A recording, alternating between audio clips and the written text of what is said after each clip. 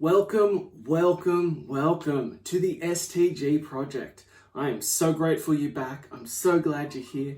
Cannot wait to share some stories, tell you some facts, and see what we can do to help you transform your life. Because what's the point of doing the work if it's not a bit fun at the same point? So today, I want to tell you a story about last Monday. Last Monday was a joke of a day. Are you kidding me right now? It was just terrible. And you want to know why? Because I was having a fat day. Ugh, I felt disgusting. I was puffy. I was bloated. Suddenly I looked like I put on 5 kilos. What is going on? What is happening here? Because I know this is a common story. We get clients all the time and they're like, oh my God, what is happening here? Why do I look and feel this way? It's a wonderful question. So I backtracked. Through my weekend and I was like, the hell did I do? And when we get into this situation, there are all these things that can play a massive role in how puffy we look, how bloated we get, how much water retention we look. And this thing that we have to remember, because psychology versus logic obviously are two very different things. Did we actually get fatter? And the simple answer is no. There is no way that you're putting on weight like that over a single weekend. No matter how badly you ate, you are not going to get significantly fatter, heavier, overweight, whatever the word is you want to use in that time frame. It just doesn't happen. But the perception can happen quite astronomically. So I went back over my weekend and I was like, what did I do? And what happened was, I ate some more food than I normally did. I had more carbs than I normally do. And I want to heavily emphasize right here, carbs are not the demon. They're not the devil. They're not that bad. They're actually pretty damn good for you. You just have to know which ones are better and how to utilize them. There is no bad foods. There is just about timing, okay? But that's a story for another day. So I had more carbs and I didn't sleep. I had some dairy and I have a pretty bad inflammation reaction to dairy. And those were the things. I ended up doing a fast and by Tuesday, oh look, wonderful, back to where I was. And yet this is a consistent thing that we see. So when it comes to people talking about weight loss and weight fluctuations and things like this, you need to take into massive consideration all the things that go on. And this is why I have great problems with this concept of that weight loss is this linear line, and B, that you can consistently weigh someone and make sure that they go down every single week. So let me tell you this story. There was a guy I used to work for. Will not name names, but the man was a dick. He was an absolute tosser. And he ran this program, and I can't remember exactly what it was, but it's something along the lines of 50 pounds in 50 days or something like that, right?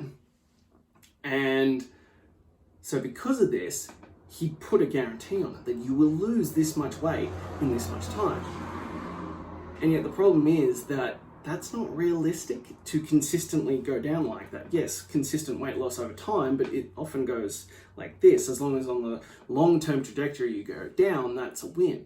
But anyway, so he was getting towards the end of this program and the people weren't losing weight. They're weighing them in and they're like, no, you're slightly heavier than you were yesterday. Shit, what are we gonna do? And so what he started doing was, he'd be like, before I weigh you in, no food, no water, go to the toilet. That helped a little bit for a few days and then things stalled again. Now what? Now what are we gonna do? And so he started giving them laxatives. Oh, well, obviously the weight started coming off. They're going to the bathroom 5 times a day and just clearing absolutely everything out of them. And so enough people got to his, weight loss goal. But as we all know, that's not actual weight loss. And so as soon as they started eating and drinking normally again, they put all the weight back on. And this is the problem I have with weight loss as a measurement. generally speaking, what we do is girth measurements, because on a more consistent basis, they will show up as what is actually true and accurate. And even if you didn't want to go into the full depths of things, but if you do your belly button just below your rib cage, the top of your bum, that's going to give you a pretty good indicator of how well your nutrition side is going. But just to give you a quick run off, because I don't want to go down into the nitty gritties of it, and I don't want to go too much longer because I don't want to get boring. Got to keep this interesting for you.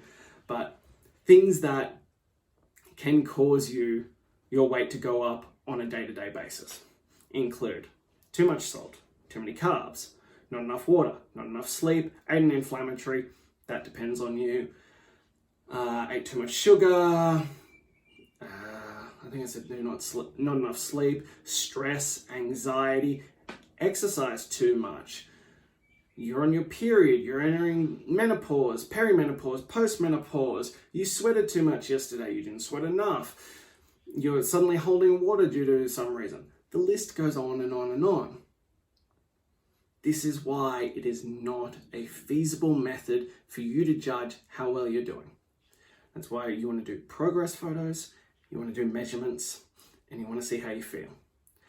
And you want to do a trend over probably at most 4 to 6 weeks to give you an idea.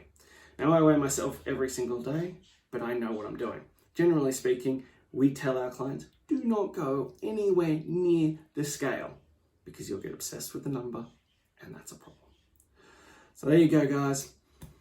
I'm Lachlan from the STG project. I hope you enjoyed that. If you have questions, please email me at lachlan@stgreatness.com. If you enjoyed the show, if you think it's interesting, funny, you got something out of it, please share it with your friends. Share it on Facebook, Instagram, wherever. Spread the word.